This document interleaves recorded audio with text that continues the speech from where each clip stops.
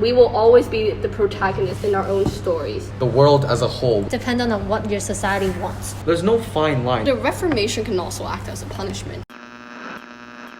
I'm Chris. I'm Trinity. And I'm Allison. This is the first episode of Sonder, the first formal podcast about current events and social issues here at ISF.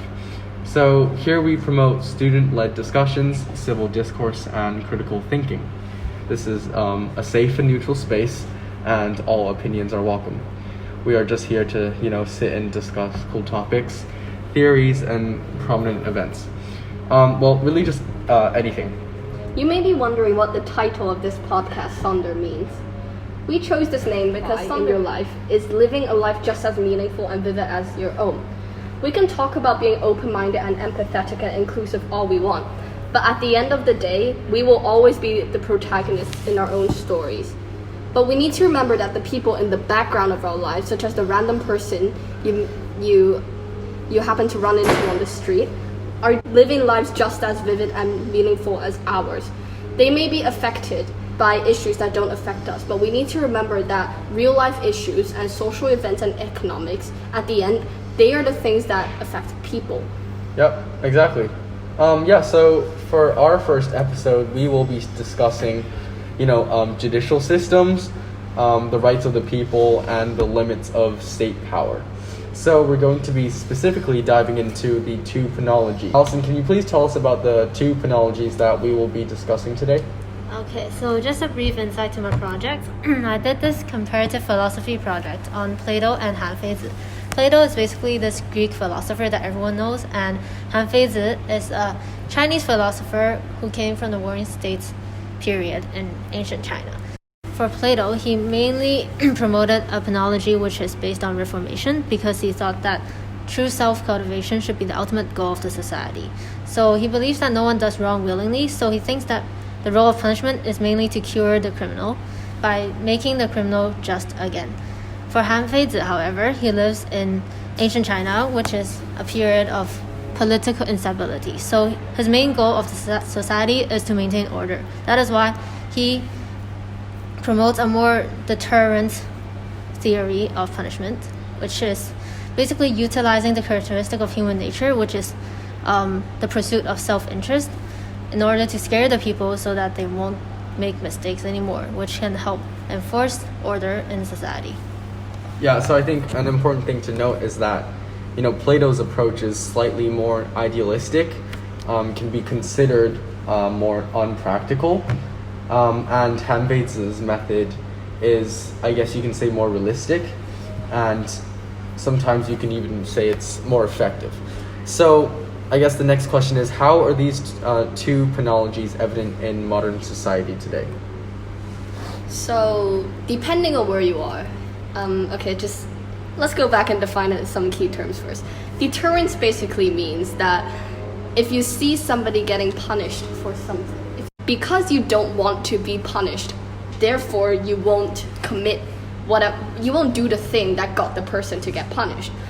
So this means that you get deterred. And that's what general deterrence means. It means that if you see somebody get punished for something, then a large group of people will see that, and they would therefore decide not to do it. It's like the 杀一儆百 idea. Yeah. Retributionism is basically, retribution means that it's like looking back to the past, an eye for an eye. So because somebody hurt somebody else, therefore you hurt that person to ensure that the person who hurt somebody else doesn't hurt anyone else again. As for the question of how the two penologies are evident in modern society, depending on where you are, the justice system has either a more retributive based approach, so it's more talks about punishing people more, and you can have a more constructive approach. Yeah. So we don't really have a system that's purely constructive or purely retributive. It's always a spectrum. For example, the US, with their culture of mass incarceration, they're more geared towards they're more geared towards Hanfeizi's theory, which is that if you punish people, they won't do it again. Whereas in other systems, such as in Norway is an example that's commonly pulled up, they're more focused towards reforming the criminal and addressing the root causes, and so they won't commit the crime. So that has parallels with Plato. That has parallels with Plato's idea that people don't want to commit crimes. Yeah. They do it because something has happened to them, and they just don't want to commit crimes. So by taking away the thing that causes them to commit crimes, they won't commit the crimes anymore. Yeah, I mean, I totally agree with you. I think two great points you brought up there was, first of all, context, right? When we consider modern society, we can't just say, okay, as the world as a whole, we still need to take into consideration the context. Like, as Allison mentioned, because Plato lived in, he was a Greek, and they valued democracy, while Han-Feizi lived in cooler, more unstable times, and at that time they valued social order. So I think that's a super important thing to take into consideration. And there's also the thing about how the warring states are it's a period of time when you can say that the evils of humans are evident because it's war. Yeah, war is yeah. atrocious. So that may explain why he thinks that punishment is the only way to deter crimes. And also, the second point you mentioned that I thought was really good is how these are kind of the two extremes of how we should punish people. And so now we see a lot of judicial systems around the world, and they all exist kind of along this spectrum, and these two theories are the kind of the complete opposites and the extremes of each other. So yeah, I think that's a really good point. We can't generalize and say, okay, it's just this. But do you think, can we say that modern society, we've been moving towards a specific side of the spectrum? Do we see this kind of general shift in modern society, or is it still really dependent on the context of the country itself? I think that it's a bit too... to say that a trend is occurring would be a bit of a generalization, because it is true that we are faced with more problems such as climate change and social unrest, especially in these years, and that might put a lot of people into the mindset that Han-Feizi had, that you can't punish, you have to punish people in order to stop them from doing it, because you have to have a hand to guide them. That's especially the case with international law regarding human rights, because the thing is, nobody is enforced. There's no solid enforcement for these rules, and therefore there's not actually a consequence for people doing it. So this might be a case study of how without punishment nothing gets done. You're like the incentive, right? Yeah. So decentive. Yeah, sorry, that's the word. So I guess the next question that we get led to is, to what extent can we sacrifice morality for social order? And I think that also kind of extends to the point where we consider, okay, what is the ultimate goal of having these judicial systems in place? What is the ultimate goal of punishing someone? What do we want to take out of that system? I think one thing that is kind of embedded in your discussion is kind of like the ultimate goal of punishments, right? But then what is the ultimate goal of the society? I think how do you see the importance, or like what type of punishments we need, it's hugely dependent on what your society wants and what it's striving towards. So say in ancient Greece, they were striving towards democracy, self-cultivation. It's more like personal well-being growth and virtue and stuff like that. But for China, because of the culture, it was like, I just have to survive and prosper and like become the strongest country possible. So what is the actual goal of the modern societies now? So are we striving towards social order, or are we striving towards what I think, ancient Greece was? that's why I asked Trinity about what is kind of the general trend, even though it's super hard obviously to generalize and say, oh, okay, we're seeing this. But I think as countries become more developed and as people become more educated, naturally countries strive towards, or the ultimate goal of society tends to shift slowly from social order to personal cultivation. We talked about, last year how countries develop. We talked about Rostow's 5 stages of growth. And, increasingly we're seeing countries that were initially in the first few stages become in the later, 4 to 5 stages. So I think it can be assumed that the ultimate goal of society has shifted for, a majority of the countries in the world. We also talked about last year about what the nature of development. So, for example, I think in the last stage, quote unquote stage of development, you have the growth of personal identity as the Gaia phase. You can only achieve that if you're relatively stable. Yeah. So, okay. Yeah, I agree. Perhaps that means that in order to have in order to implement Plato's theories about, you need to have the punishment. Yeah. To deter people. And where, is there a point where countries can say, okay, we've achieved social order, now we're going to transition to a more constructive approach? There's no fine line, and even if you transition to a constructive approach, then social order can in effect be scrutinized, right? Yeah. And it's not this linear line where it's okay, we're going to be punitive, and then we're just going to enforce constructive laws. So, okay, I guess a big question, right, is whether or not we value effectiveness or we value developments in society, because we have to, consider also what the crime is, right? We have to consider the damage the person is actually doing to society to judge whether we provide them with a punitive or a constructive sentence. Approach. Yeah. And we talked a lot about deterrence and the theory that if you see somebody else get punished, then you won't do the thing that got the person punished. But another big question is, how often does this actually work? Because there are many people commit crimes when they're very emotionally charged, or they commit crimes because they're under the influence or under the influence of drugs or alcohol. Your rational ability is also... Your rational ability to determine what is right and wrong according to the law might be significantly diminished.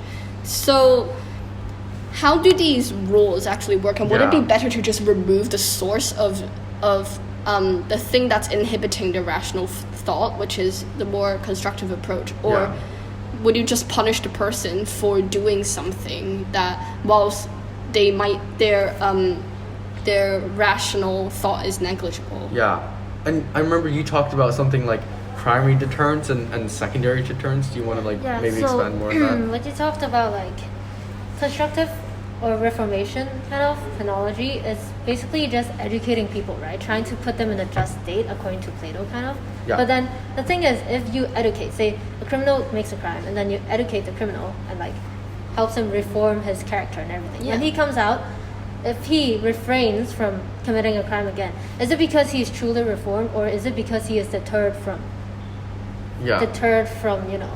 making the punishment again? Because he knew that he made this mistake, and then he got kind of punished, which is reforming his character.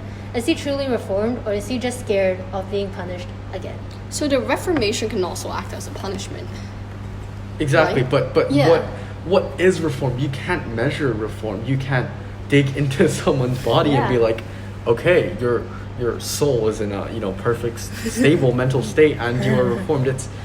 It's most likely still deterrence, which is Hanfei's approach. So because people are incarcerated and they might be forced to receive treatment. Yeah, exactly. They might be legally obliged to do it. So that in itself can be a form of deterrence. Yeah. Okay, so let's take a slightly more debative approach to this question now. If you were to solely take a retributive or utilitarian approach to enforce laws, which one would you choose and why? And you can set examples for countries if you want. also take into consideration maybe the context, and yeah. So personally, I think if I were to choose one of the two approaches, I would choose the retributive approach. And this is because I believe that there are always extremists in society, and it is overly idealistic to solely take the utilitarian approach. And I think that would be such a long-term kind of long-term plan that you would in effect have so many people disobeying the law and not being adequately punished. And I actually think that would encourage them to continue to commit crimes. And I understand that the retributive approach can be seen as a oppressive and kind of a more short-term approach, but I ultimately think that it's more realistic. And I think that if I had to choose one, I would have to yeah. But what would be your quote-unquote ultimate goal in that context? So I actually agree with Chris's point, because the turns or like retributive approaches are ultimately just kind of maintaining order, but isn't maintaining order like, if not the ultimate goal, one of the primary goals of society? Because at least you have to make sure your society is stable in order for you to further develop it and help it become like a state prosperous. of virtue, and prosperous. It's one of the main components you need to have in a society. Functioning society. If you consider, economic growth, anything, the first thing you need is social order. One of the biggest criticisms of the retributive model is that in the end it doesn't actually help decrease the overall crime levels. Yeah. We can see that in the US where the number of crimes have actually, as in, I don't remember the specific crime, but 50% of the people who have gone to jail in the US, gone to jail or prison in the US, commit other crimes again. So this means that the rate of recidivism, which is the rate of going back into prison after already being in prison, is really high. So here, it might not, the retributive approach might not necessarily contribute to social order, because in the end it doesn't deter that many crimes. The deterrence effect is insignificant, especially for people who have already been in prison. I agree with that. I think obviously both have their flaws. Yeah. And the retributive approach ultimately does not solve the issue. Yeah. It's more like one is for short-term